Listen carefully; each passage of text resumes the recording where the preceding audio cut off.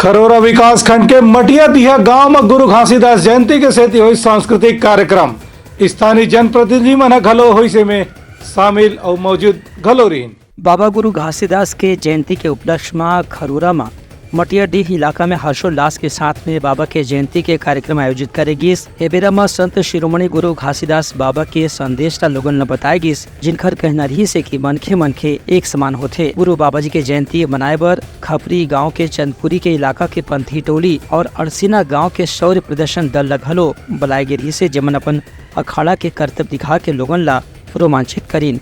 एक कार्यक्रम में जिला पंचायत सदस्य सोना वर्मा, जनपद पंचायत सदस्य झरना वर्मा, साहित्यकार जितेंद्र निर्मलकर समेत अलग अलग विशिष्ट अतिथि मन मौजूद रही हैं। कार्यक्रम में सुरेश बंजारे डहार ले मेहमान मन के आभार व्यक्त करेगी। Bureau report Uttarakhand news.